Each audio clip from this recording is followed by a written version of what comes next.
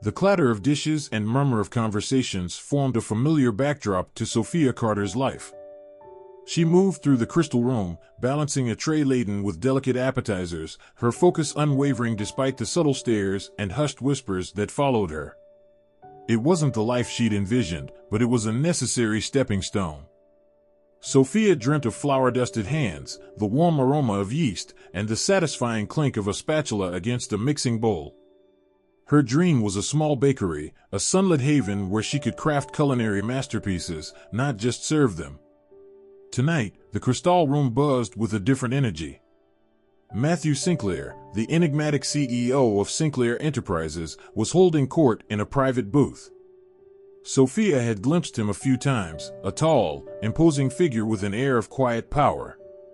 She'd overheard snippets of conversations, whispers about billion-dollar deals and ruthless business tactics.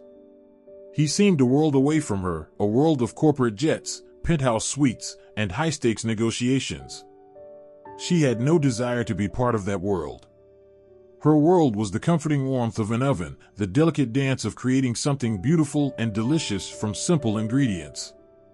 Tonight, however, their worlds were about to collide. Matthew leaned back against the plush leather booth, his gaze fixed on the swirling rain outside.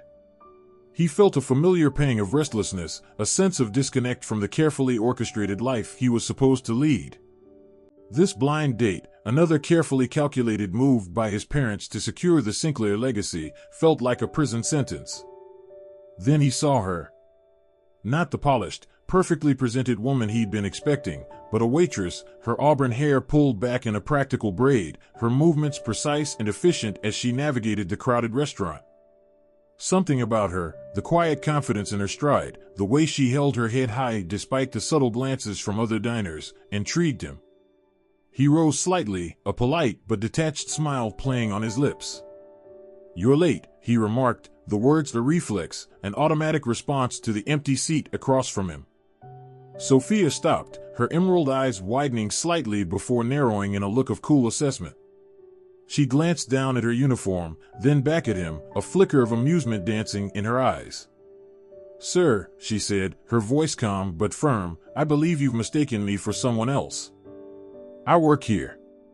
Matthew felt a wave of embarrassment wash over him. He'd spent his life surrounded by people eager to please, people who hung on his every word. This woman, with her quiet defiance and unflinching gaze, was different. Before he could recover, a voice cut through the air, dripping with honeyed sweetness. "Matthew, darling. So sorry I'm late. The traffic was simply dreadful." A woman in a shimmering emerald gown glided towards the table, her smile radiating practiced charm. This was the woman his parents had deemed suitable, the woman who fit seamlessly into their world of privilege and power. Sophia's lips curved into a wry smile. "Enjoy your date," she murmured, her gaze lingering on Matthew for a fraction of a second before she turned and walked away, leaving him to grapple with the awkwardness of his mistake and the unexpected sting of her departure. Matthew found himself drawn back to the crystal room, drawn by the quiet strength he'd glimpsed in Sophia. He'd engineer excuses, business lunches, client meetings, just to catch a glimpse of her moving through the restaurant, her movements a graceful ballet amidst the chaos of clinking glasses and hushed conversations. He learned her name, learned that she worked double shifts to save money for her bakery, a dream she spoke of with a passion that ignited something within him. He started appearing at the cafe where she sometimes worked her second job, ordering coffee he didn't need, engaging her in conversations about her baking, about her dreams, about her life outside the confines of the restaurant. He found himself captivated by her stories, her resilience, her unwavering belief in herself. One rainy afternoon, he found her sheltering under the awning of the cafe, her brow furrowed as she studied a worn recipe book. He joined her, the rain drumming a steady rhythm around them. "Lemon poppy seed scones," he read over her shoulder. "A challenging but rewarding endeavor." Sophia looked up, surprised. A small smile played on her lips. "My grandmother's recipe," she explained. "She always said baking was a form of magic." He looked at her, the rain catching the light in her eyes, and for the first time, he saw past the uniform, past the waitress, and saw the woman, the baker, the dreamer, the magician. Their conversations deepened, their connection growing stronger with each shared laugh, each quiet moment of understanding. He learned about her childhood, about the sacrifices she'd made to pursue her dreams, about the quiet strength that had carried her through difficult times. She learned about the weight of his responsibilities, the loneliness that came with his position, the yearning for something more meaningful than the empty accolades of his world. But their burgeoning connection was a fragile thing, threatened by the vast chasm between their worlds. His parents, sensing his growing interest in Sophia, made their disapproval clear. His mother, in particular, saw Sophia as a threat to their carefully constructed image, a stain on the pristine Sinclair name. "She's not one of us, Matthew," she'd warned him, her voice laced with ice. "She'll never fit in." His social circle echoed his mother's sentiments, their whispers following him like shadows. He began to feel the pressure, the weight of expectations bearing down on him. He found himself torn between the familiar comfort of his world and the intoxicating pull of Sophia's. The turning point came at a charity gala, a glittering affair filled with the city's elite. Sophia, at Matthew's insistence, had agreed to attend. She felt out of place in her simple black dress, surrounded by designer gowns and sparkling jewels. The subtle snubs, the condescending smiles, were a constant reminder of the gulf that separated her from Matthew's world.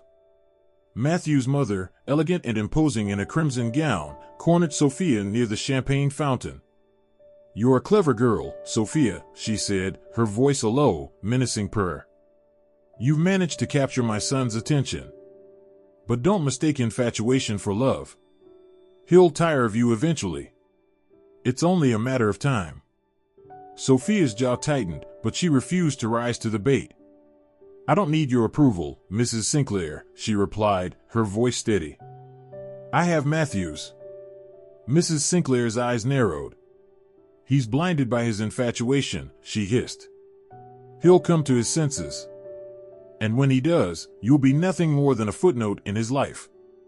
Sophia felt a wave of nausea wash over her.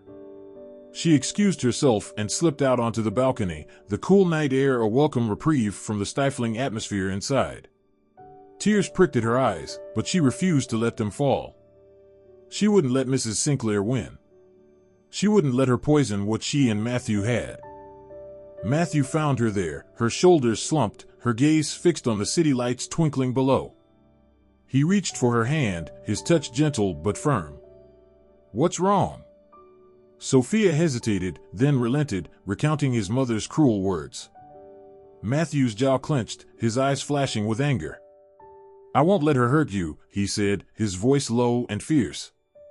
"I won't let anyone hurt you."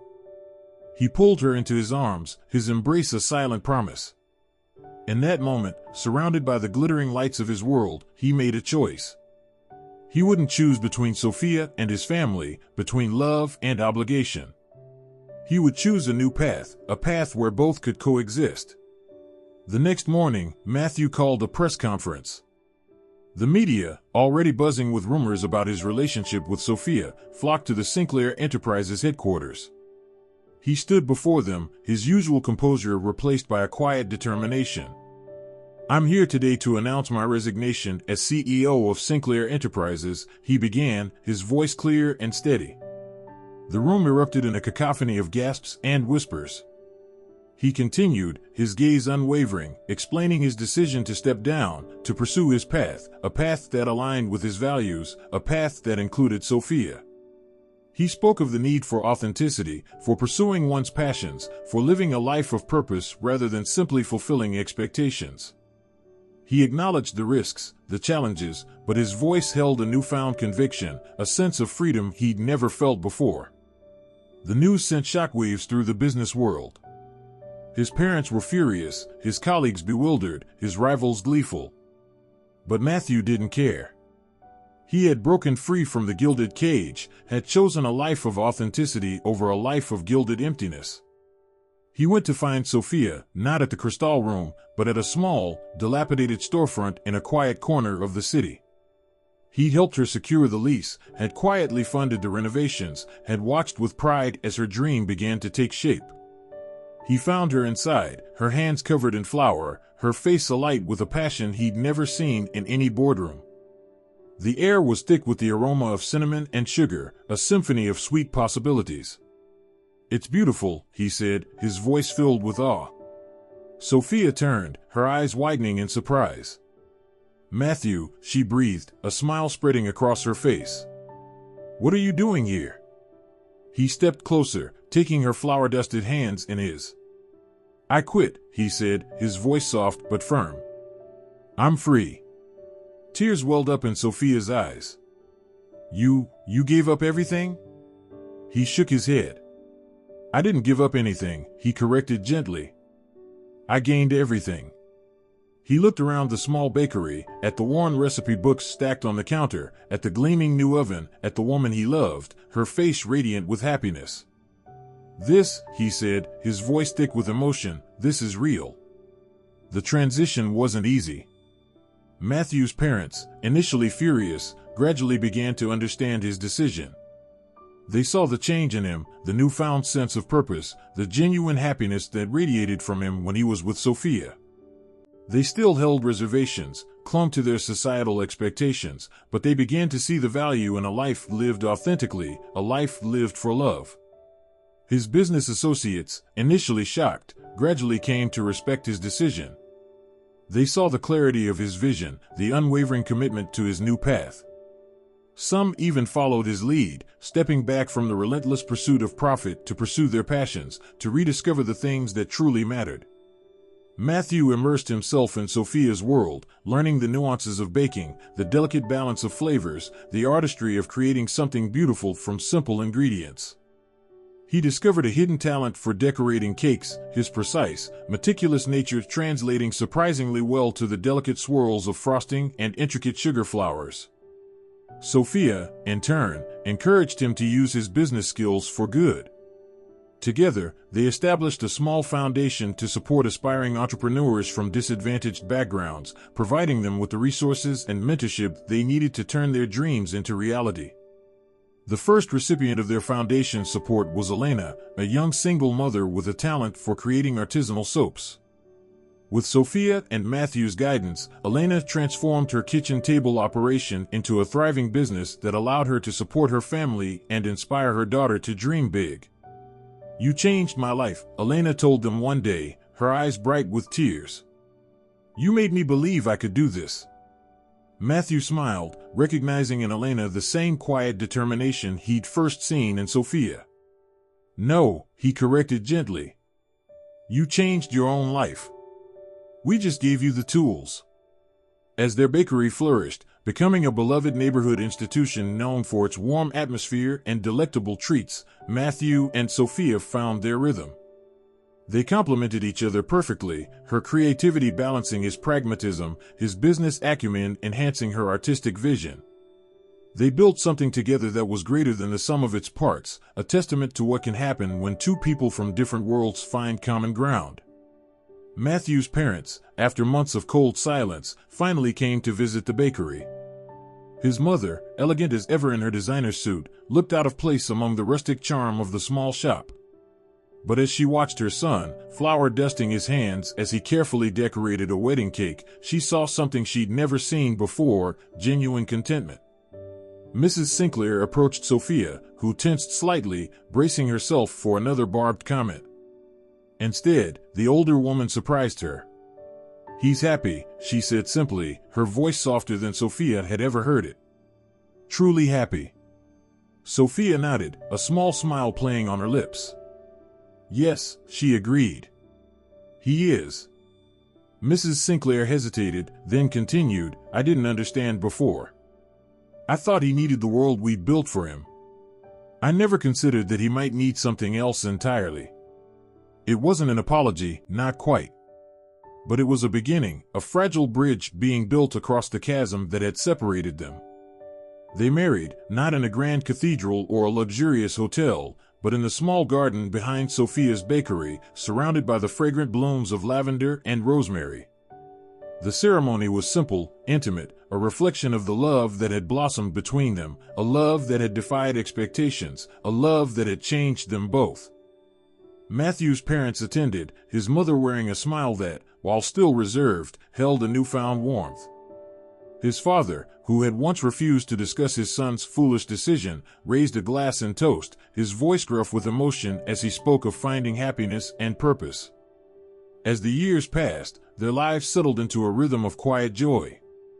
The bakery expanded, though Sophia was careful to maintain its intimate, welcoming atmosphere. Matthew continued his philanthropic work, finding fulfillment in helping others discover their paths to success and happiness. One warm summer evening, as they sat on the steps of their small cottage, watching the fireflies dance in the twilight, Sophia leaned against Matthew, her hand resting contentedly on his.